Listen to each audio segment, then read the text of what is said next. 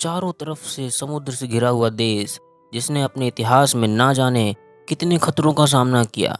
Tsunami, भूकंप और परमाणु जैसे हमलों को भी झेलने के बाद आज इलेक्ट्रॉनिक्स, ऑटोमोबाइल्स, मशीनरी, रोबोटिक्स, हर तरह के टेक्नोलॉजी के क्षेत्र में सारे देशों को पीछा छोड़ते हुए आगे बढ़ता चला जा रहा है। Ahead of infinity presenting interesting facts about Japan. Japan का जापानीज नाम निहोन या निप्पॉन है, जिसका अर्थ है उगते सूरज की भूमि। माना जाता है सबसे पहले जापान में ही सनराइज देखा जाता है। जापान के लोगों की उम्र काफ़ी लंबी होती है। लार्जेस्ट लाइफ एक्सपेक्टेंसी के हिसाब से विश्व में इसका तीसरा स्थान है। यहाँ के पुरुष औसतन 71 वर्ष और महिलाएं 77 वर्ष तक जीवित रहती हैं। जापानी अमेरिकन्स की तुलना में 4 साल अधिक जीवित रहते हैं। यहाँ पर 100 वर्ष से अधिक उम्र के लगभग 50,000 से भी ज़्यादा लोग रहते हैं। आपको जानकर ये हैरानी होगी कि जापान में बुजुर्गों की संख्या बहुत अधिक है। यहाँ की कुल आबादी का 21% हिस्सा 65 वर्ष से अधिक आयु के लोगों का है। यहाँ तक कि बच्चों की तुलना में बुजुर्गों की संख्या बहुत ही अधिक है। यहाँ जन्म दर इतनी कम है कि यहाँ बेबी डायपर की तुलना में वयस्क डायपर बेचे जाते हैं। पूरे वर्ल्ड में सबसे अधिक लिटरेसी रेट जापान का ही है। यहाँ लिटरेसी रेट 100% है। जापान में प्रति वर्ष 1500 से अधिक भूकंप आते हैं, यानी कि 4 बार भूकंप एक दिन में लगभग आ ही जाता है। 11 मार्च 2011 को अब तक का सबसे भीषण भूकंप 9.5 की तीव्रता के साथ आया था। यह पूरा 10 मिनट तक चलता रहा। परिणाम स्वरूप 15,000 लोग इस हताहत में मारे गए। जापान का तैसीरोजिमा द्वीप, जिसे कैट आइलैंड भी कहते हैं, इस आइलैंड पर मात्र 100 लोग ही रहते हैं और 400 बिल्लियां रहती हैं। बिल्लियों के कारण यहाँ कुत्तों का लाना सख्त मना है। सेम ऐसा ही एक और द्वीप है, ओफुकुनोशिमा, जिस पर खरगोश ही रहते हैं। माउंट फूजी या फूजीसन या फूजियामा जापान का सबसे ऊंचा पर्वत है। इसकी ऊंचाई 12,377 फीट है। यहाँ जुलाई और अगस्त के समय लोग चढ़ाई करने के लिए आते हैं। जापान में आत्महत्या दर बहुत ही ज़्यादा है। यहाँ सुसाइड फॉरेस्ट ओकिगाहारा नाम का एक घर है जो माउंट फूजी के नीचे की तरफ है। यह घर San Francisco Golden Gate Bridge के बाद आत्महत्या के लिए दूसरा सबसे लोकप्रिय स्थान है।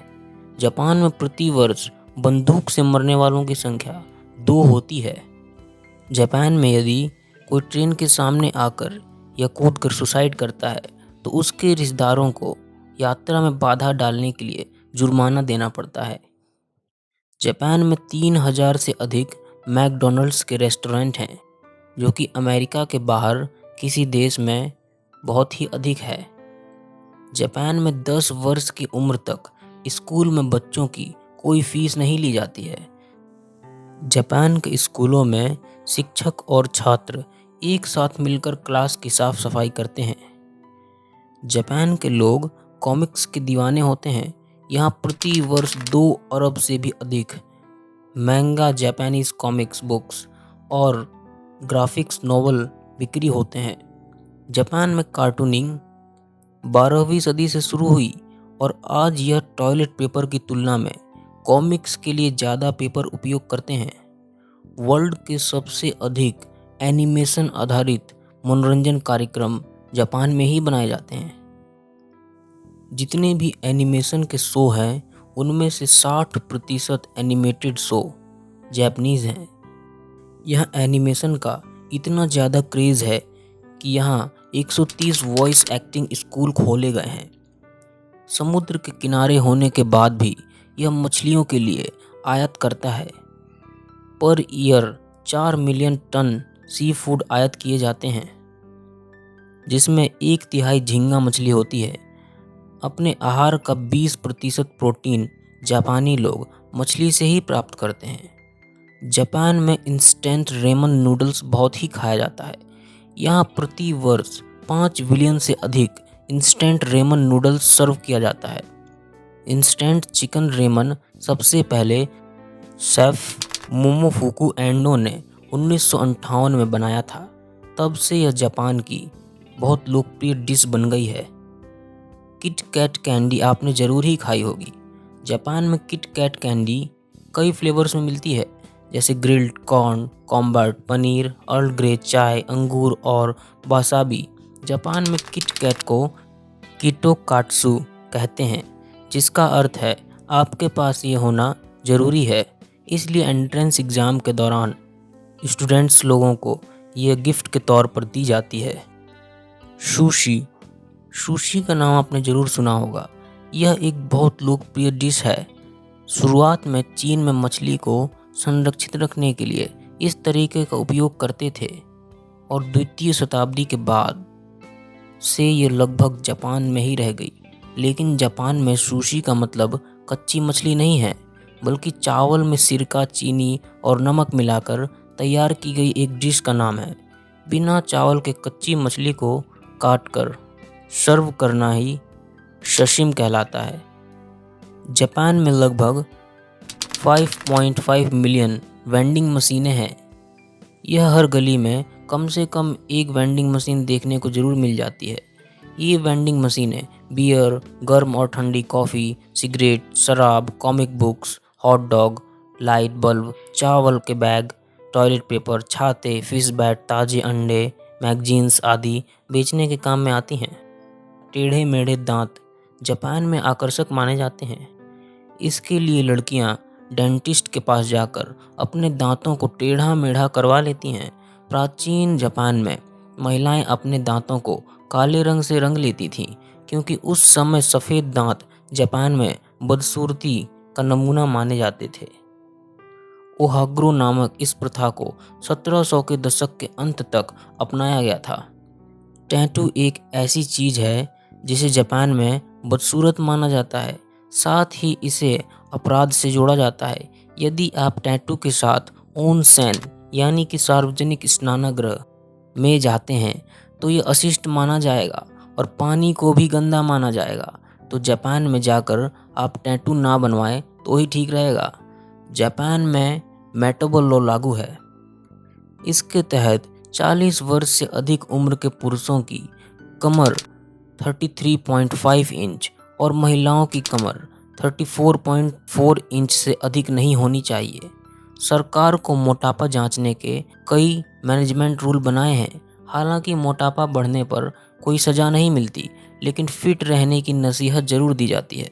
इस तरह मेटाबॉल लॉ के तहत जापान में मोटा होना गैर कानूनी है। जापान में बेचे जाने वाले फ़ोन्स 10% वाटरप्रूफ होते हैं, क्योंकि यहाँ के यंगस्टर्स शावर लेते वक्त मोबाइल फ़ोन का यूज़ करना पसंद करते हैं। जापानी लोग मेहमान नवाजी के लिए जाने जाते हैं। यहाँ के घरों में मेहमानों के लिए एक अलग से ही रूम बनाया जाता है। मेहमानों के लिए जूते भी अलग ही खरीद दिए जाते हैं। एक दूसरे से मिलने पर अभिवादन स्वरूप हाथ मिलाने के स्थान पर जापान में झुकने का रिवाज है। जितना नीचे झुका जाता है उतना ही गहरा सम्मान प्रदर्शित करना माना जाता है। जापान की नई मैग्लेव बुलेट ट्रेन दुनिया की सबसे तेज ट्रेन है। टोक्यो का मुख्य ट्रेन स्टेशन शिंजुकु स्टेशन दुनिया का सबसे व्यस्त स्टेशन है।